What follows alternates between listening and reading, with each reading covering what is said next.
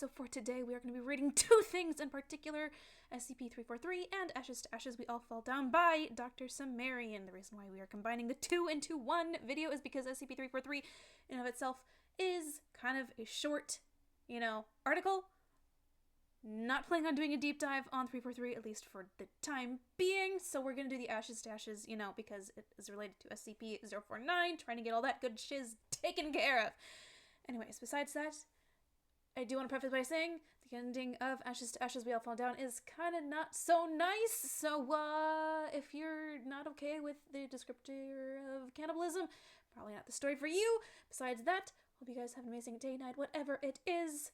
Hope to see the rest of you who haven't clicked off in the video. Item number SCP-343. Object class, safe. Special containment procedures.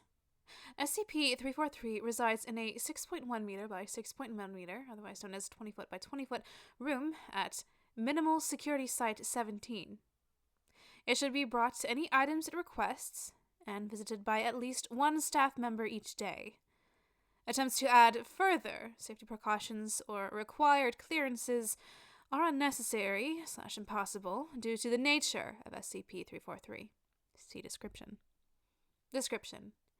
SCP-343 is a male, seemingly raceless humanoid in appearance with apparent omnipotence. SCP-343 was discovered walking the streets of Prague and detained after a staff member witnessed him disappear from the streets and reappear on a rooftop. SCP-343 is detained willingly in his chamber, as containment has proved impossible. See notes. Addendum. Number 343-1.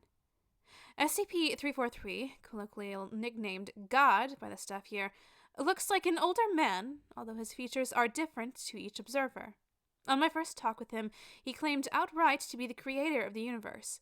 When I asked him to prove this, he laughed, walked through the wall of the chamber, and returned seconds later with a hamburger in his hand. When I returned for a second visit, the previously bare cell had been furnished in upscale, Old English style, complete with a roaring fireplace, and seemed many times larger than it did from the exterior. SCP-343 greatly enjoys speaking with people, and it seems to have knowledge of all topics.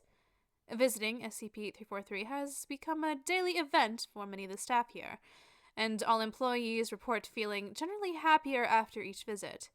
Attempts to bar staff below Level 3 clearance have proven unsuccessful, as guards assigned to the watch room quit their posts, saying, "You know he likes company," or shrugging when questioned.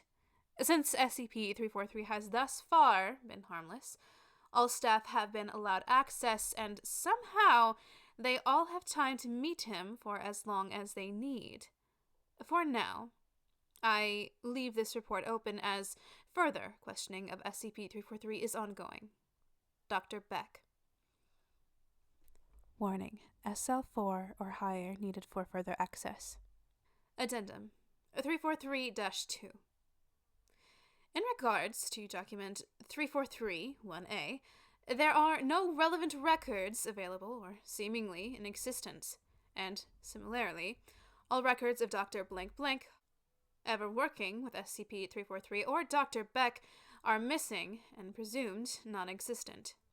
All staff questioned about the document convey ignorance of document 343-1A and claim not to have met Dr. Blank Blank. In a related matter, Senior Officer Dr. Beck has requested a higher staff rotation to, quote-unquote, increase morale in worse-off situations. This is a very odd request, and was the subject of further investigation. Other localized anomalies, such as better health, greater job satisfaction, and lower fatalities in this section, have led to the request being granted. This subject is now closed on orders of 05 blank. Addendum. 343-3. Data recovered on blank blank blank from routine check of Dr. Blank Blank's network drive. Document 343-1A. Data lost. As of... Data expunged. Visitors of SCP-343 are to be questioned as to their intent and conversation. Data lost. Questions pertaining to other SCPs are to be put forth. Data lost. Orders of Dr. Data expunged. Document 3431B. Data lost. Apparently, my orders have gone missing. This is the last straw, Dr. Berth. Data lost. All of my reports and requests to higher-ups have gone unnoticed. I will confront SCP-343 tomorrow. Signed, Dr. Ashes to ashes, we all fell down. By Dr. Cimmerian.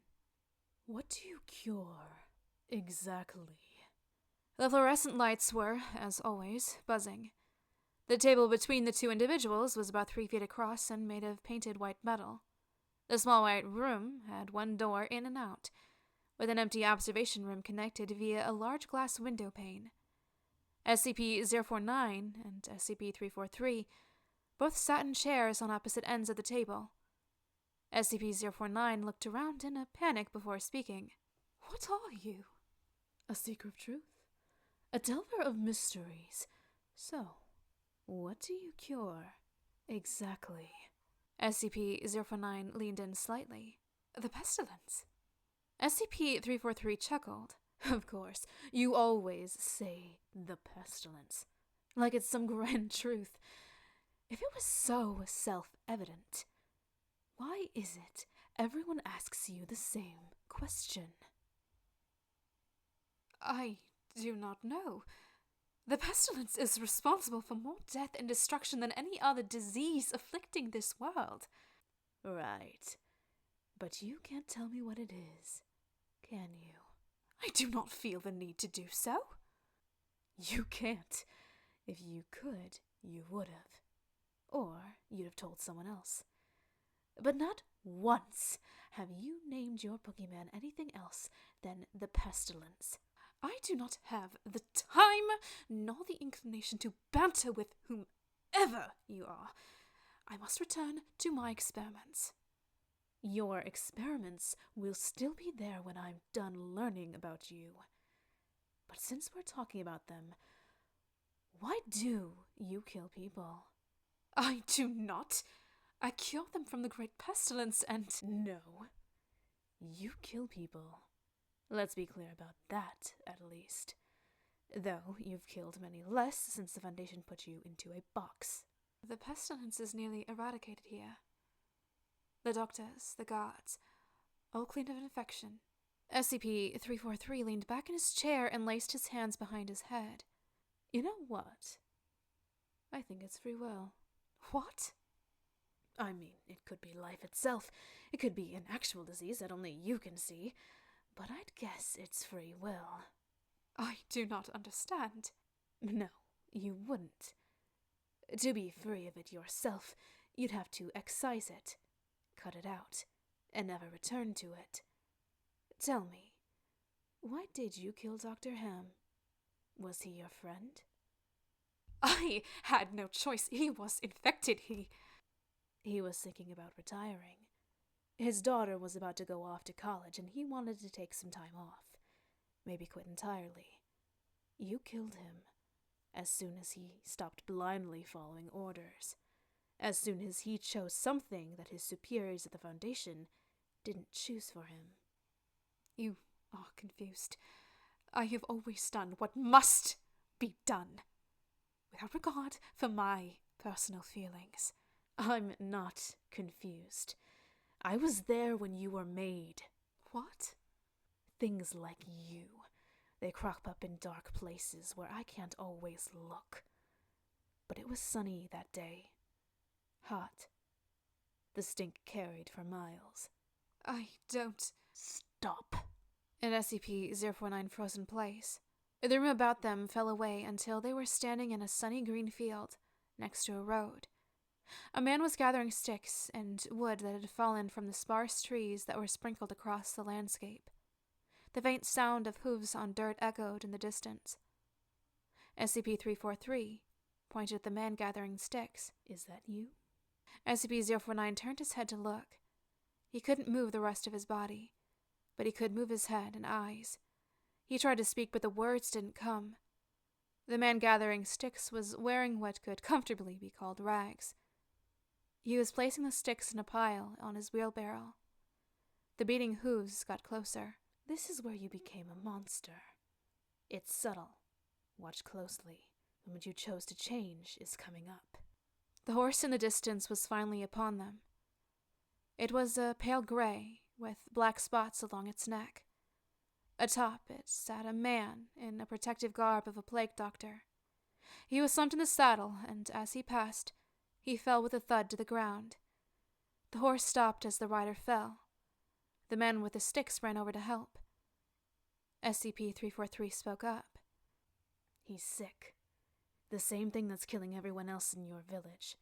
He's come here to make some money off the dying and the dead. But he's about to join them. The man with the sticks pulled the mask off the man. The man beneath it almost immediately vomited blood onto the ground beside them. He rolled over and tried to crawl away. He knows he's infected. He knows he's putting you at risk. He doesn't know you're immune. A quirk of genetics that you probably still wouldn't understand makes you one of the luckiest members of your generation. Watch this. He's about to die, and you're about to make a decision. The actual plague doctor collapsed to the ground. The man with the sticks looked at the mask in his hands. He put it on. If you were almost anyone else, you'd be dead in less than a week. Instead, you have an idea. You're going to make some money. You're going to feed your family off a farce. The man with the sticks crawled over to the fallen man and began to remove his robes, then looked up at the horse. Then the scene faded away, and a swirling of events unfolded all around them. You ride the horse, carrying death with you as you go, castle to castle, town to town, village to village, house to house, until you've made a grand circuit. You are home. You have enough money to last several lifetimes. You and your family will never go hungry again. The scene solidified again. A man sat on a pale horse, overlooking a village. Several of the shacks were on fire. The stench of death filled the air. SCP-343 nodded, and the scene shifted again. They're in that town. The man in the plague doctor costume rushed into a single house. Your family is in there, aren't they? Your wife and your daughter. The man walked into the house. The smell of rotten flesh was overpowering. A woman lay dead on the floor. Chunks had been taken out of her arm and legs. Animals. The man fell to his knees. He cried out, and a noise in the dark corner of the house stirred him from his grief. You left them here to fend for themselves. No warning. You couldn't take the risk. This is what the money bought you. A young girl moved out from the shadows and looked at the plague doctor. He recoiled as he saw her face, covered in blood. She was dragging something behind her. She's just like you. Shares your quirk. She couldn't get sick. The scene faded out to gray. The white interview room came back. The buzzing of the fluorescent lights returned, and the plague doctor moved his hands once again. SCP-049 cocked his head to the side. I do not know those people. I am... SCP-343 raised a hand. I understand now. There are dark places that even I cannot see, and things like you come out of that darkness. I was wrong. You've never once made a choice that was yours. You're just an echo of a man. Go back to your room. SCP-049 disappeared from the room in a flash of light. SCP-343 sighed and thought about who he wanted to question next.